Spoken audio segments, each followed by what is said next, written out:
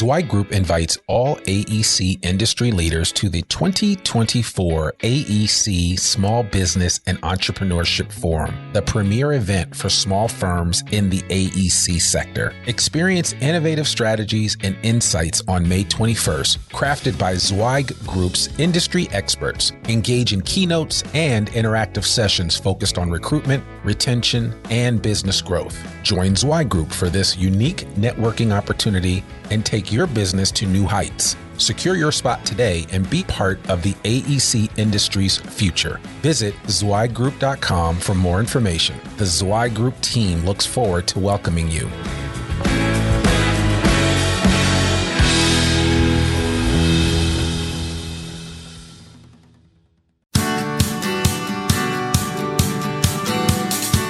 Welcome to the Zweig Letter Podcast, putting architectural, engineering, planning, and environmental consulting experts straight talk in your ear. These podcasts deliver great interviews with industry leaders and Zweig Group's 3 decades of invaluable research, leadership, management, marketing, client, and HR advice directly to you, free of charge. The Zweig Letter Podcasts let you develop personally and professionally, wherever you are.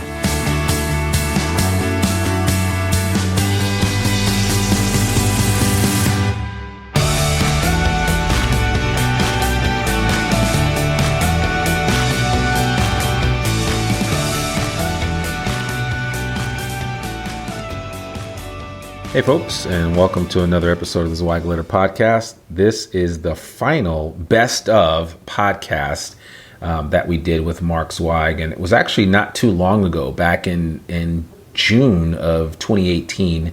Mark talked about why speed is everything in the design industry, and if there's one thing that Mark is qualified to talk about, it's definitely speed.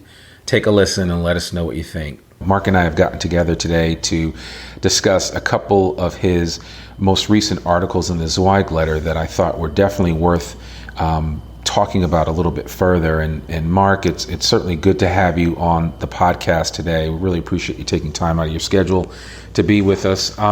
You recently wrote in a TZL article on June 25th about speed being everything. And I know how important it is for us to respond, and that's part of the culture here at Zweig Group is trying to respond in a timely and efficient manner with all matter of being, whether it's with internally with colleagues as well as externally with clients. But why don't you talk a little bit about just this whole idea of why speed is everything and why it's something that it's been a hallmark of the way that you've done consulting for years.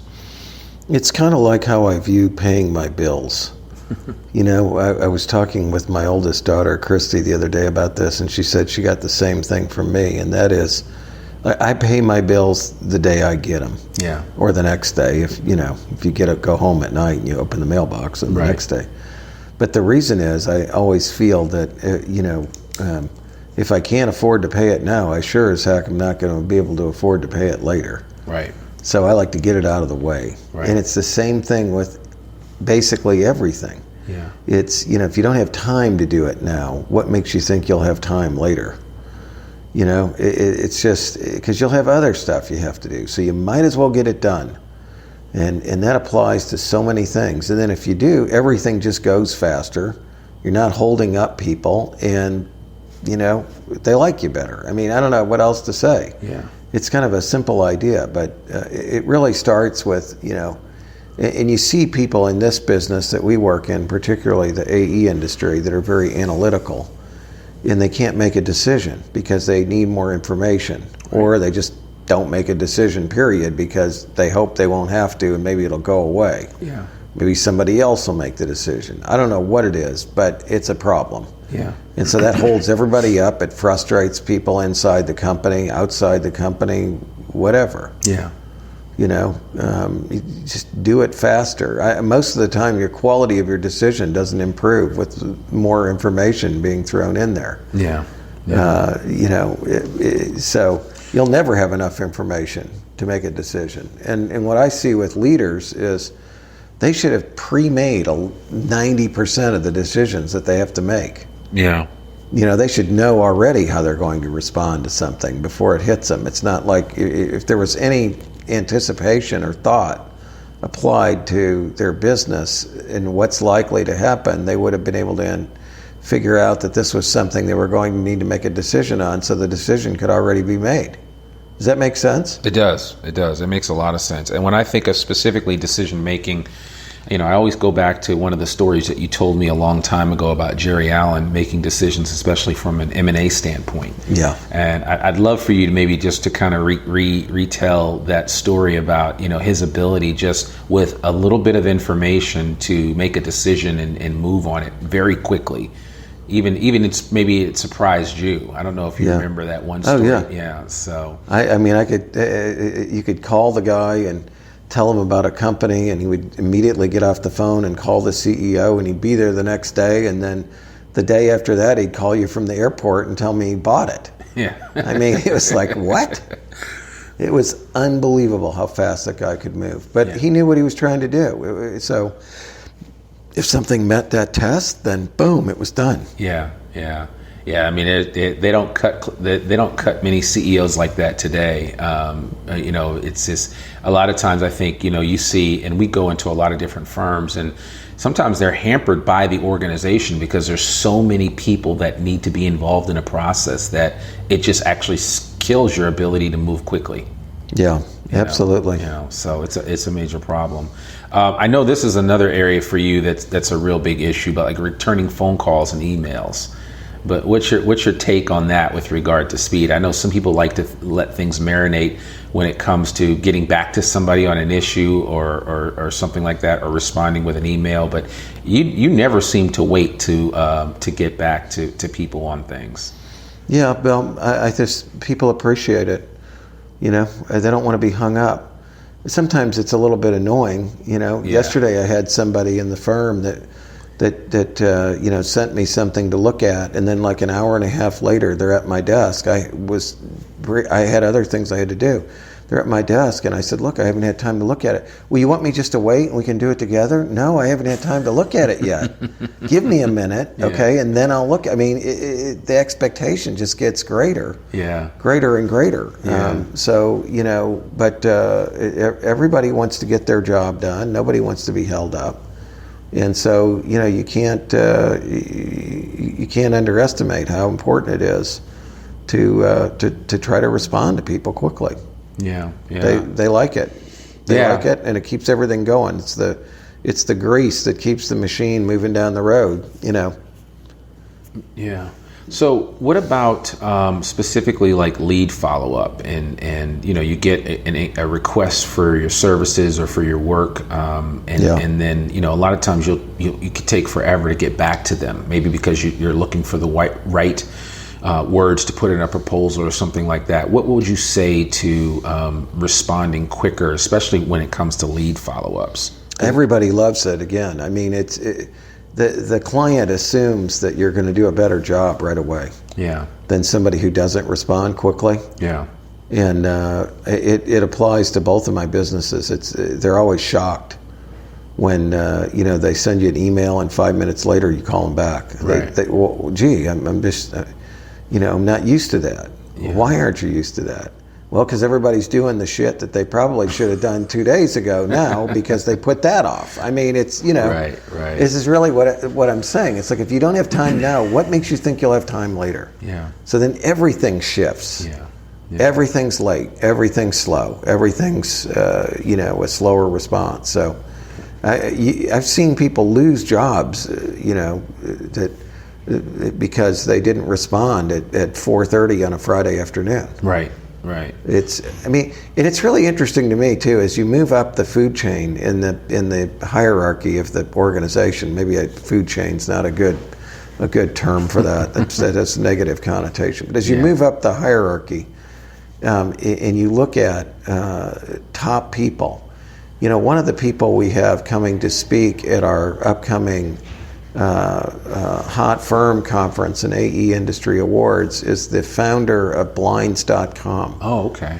And, one of the reasons, the reason is this guy, he sent an email on a Friday night around 6 or 6:30 and said, it was just a mass email, but if you had any questions about their products or comments as a customer, to let them know. So I sent a comment back on how a particular valance fits on the blinds. Yeah. This guy responded to me immediately. It's Friday night. He's in Houston. Okay, we went back and forth till like 8 o'clock at night on a Friday night. And I thought, holy cow. So I looked this guy up, $200 million company, blinds.com. Okay? And he's responding like that. He's the founder, and he's got a history of successful management of growing enterprises. And, that's how he's responding. And he's got a company that's selling blinds, $1,000, $1,500, $2,000 order at a time, for a whole house. And that's the level of response you get out of the guy.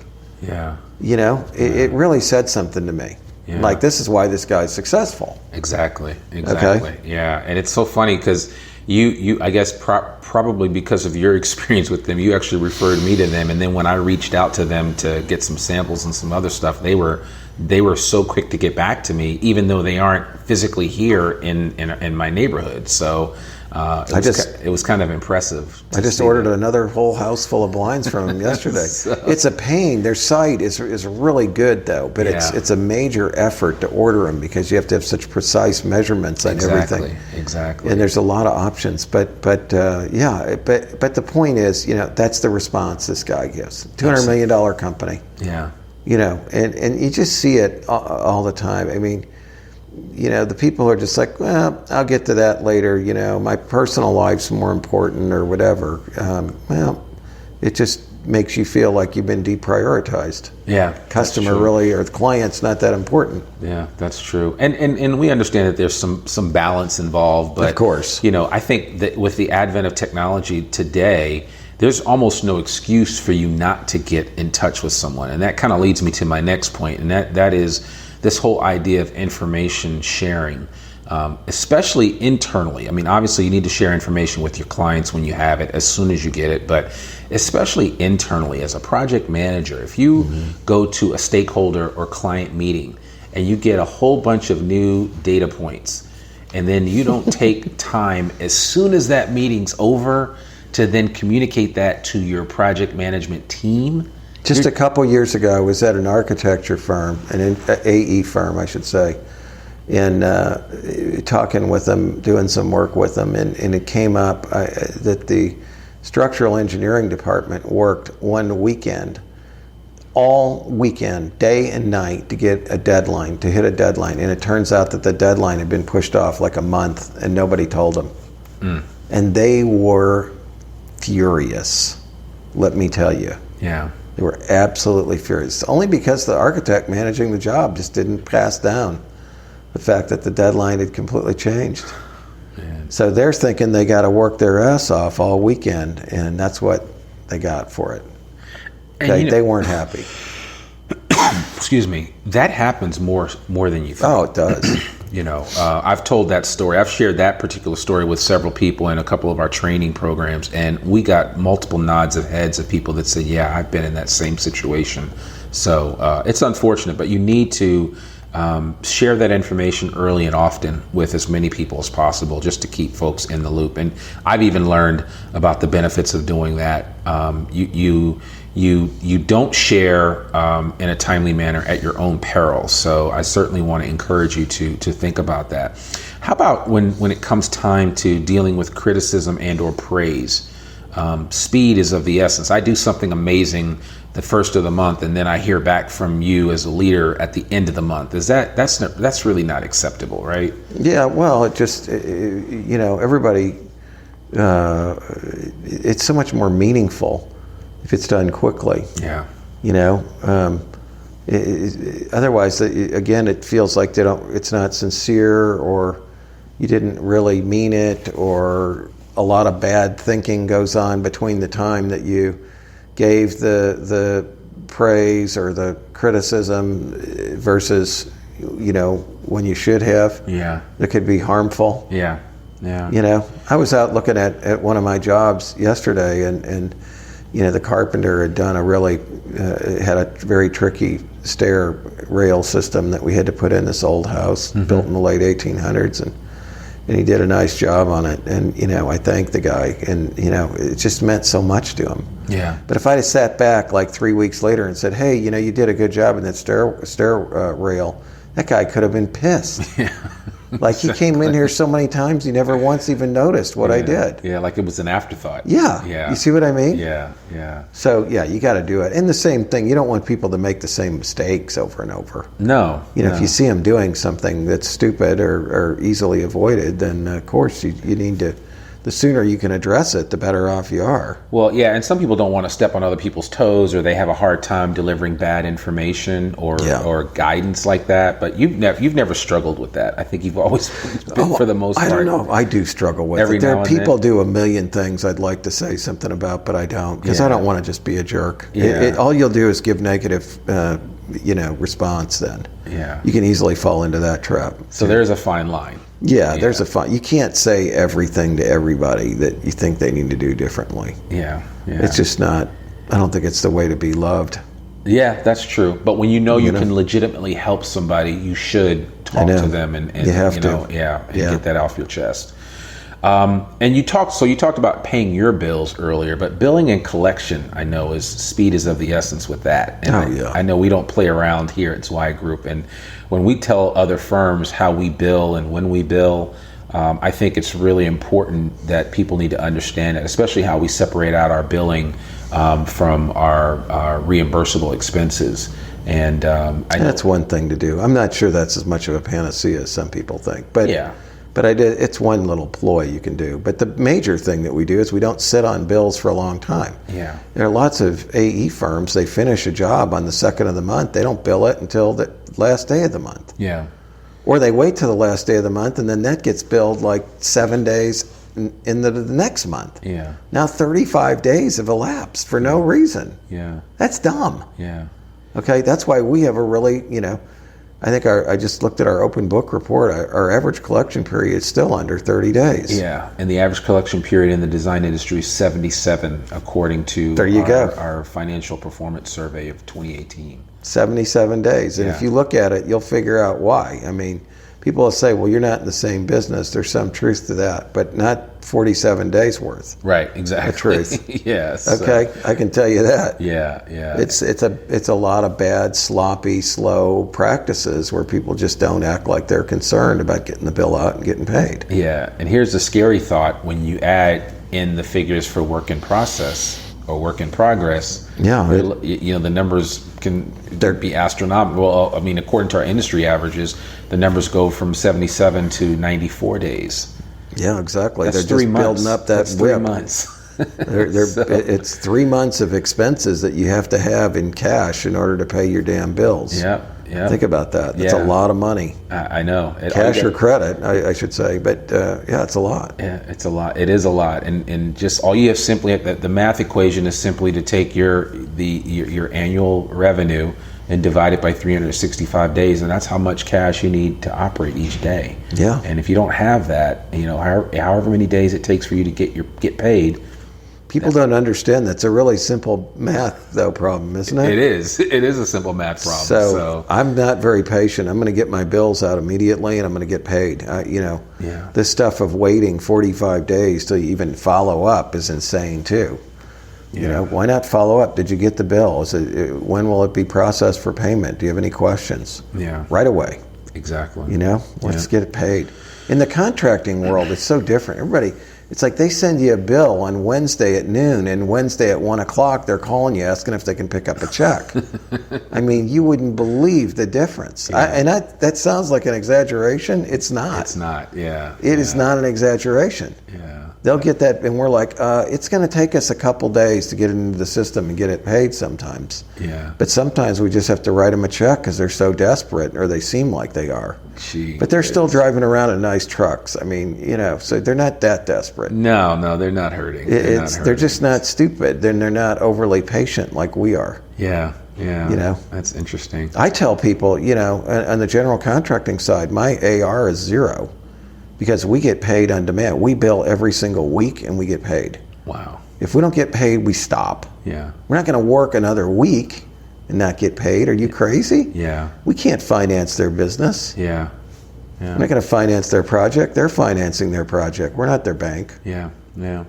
It's just a totally different mentality. It is, because I know what you deal with some general contractors. They won't even take a deposit. They'll take payment at the end, and they miss out on that opportunity to at least collect some of the money up front. Yeah, we're not doing that in the contracting world, but in the AE world, we do. Yeah. And because there's a longer lag from the time you'll get paid. We bill monthly. Yeah. But yeah, I know it's crazy. Get your bills out, get paid. Exactly. And do it quickly. Yep. So finally, you talked about the delivery of the final worked product. Yeah. So speed is essential in this area as well. Talk about that just for a second. Well, because so many firms blow the deadline and don't get things done on time. When you get done early, think about how that differentiates you. Yeah. I mean, just imagine what it's like for the client who has an expectation that, geez, these guys are never meet their deadline, or that everybody I deal with in the AE world is late or not meeting their deadlines. And I find this one company, not only did they do it, but they did it 2 weeks early. Yeah. Whoa. They must really be good. Yeah. I like them. Let's give them some more work. Yeah. That's it. Yeah. So just a differentiator. Yeah, and that your ability to respond quickly will certainly open you up to being offered more work. Absolutely. It happens every time. So. It does. Well, it really does. Yeah. Well, there you have it, folks. Speed is everything, as they say, and we do know now that Mark Zweig pays his bills as soon as he receives them. So that's always a good thing. I certainly learned a couple of things from you today with that, so I really appreciate you sharing it. Folks, I want to thank you for taking time out of your schedule to check out the Zweig Letter Podcast. We are going through a lot of changes here, and we're really thankful for you, our listening audience, to take time out to listen to us each and every week, and we really appreciate it. These summer months seem to go by quickly, and it just seems like we turn around and it's almost August. And your kids are ready to get back to school, but I'm sure a lot of you are out there enjoying the sun and getting out and getting some vacation and some much needed time away from the office. And I know that a lot of you are including the Zweig Letter Podcast in your daily routine when you're doing that. And so we really appreciate that. Wanted to tell you about a couple things coming up. Our Hot Firm Awards conference for the design industry is taking place on the 20th and 21st of September in Dallas, Texas. You can find out more about that online at zweiggroup.com. And I also want to let you know that we've got a couple of gifts for you today. And one is a free subscription to the Zweig Letter. You can get what I think is the oldest running design industry newsletter publication. It's been run continuously since 1992, and it may not necessarily be the oldest. I think it's the best, but it's still, I feel very strongly about it. But it's run continuously since 92, and it's an amazing, 12-page newsletter that comes out weekly, 48 weeks a year. And Mark writes an amazing editorial in there each and every week, and he always has something new to say. And that's actually where we get some of the ideas for some of these podcasts that we do. And for those of you that have been listening to this podcast for a long time, you remember when Mark used to read his articles on the Zweig Letter Podcast. But those days are gone, and we now just have simple conversations like the one today. So we appreciate you listening to that. But you can visit zweiggroup.com and just click on the Zweig Letter icon, and all you need to do is put your email address in, and we'll start sending you that digital subscription to the Zweig Letter free of charge. Comes out every Monday at noon, and there's always a fresh copy coming hot off the presses. So we encourage you to take advantage of that. Finally, I want to mention Civil Plus Structural magazine.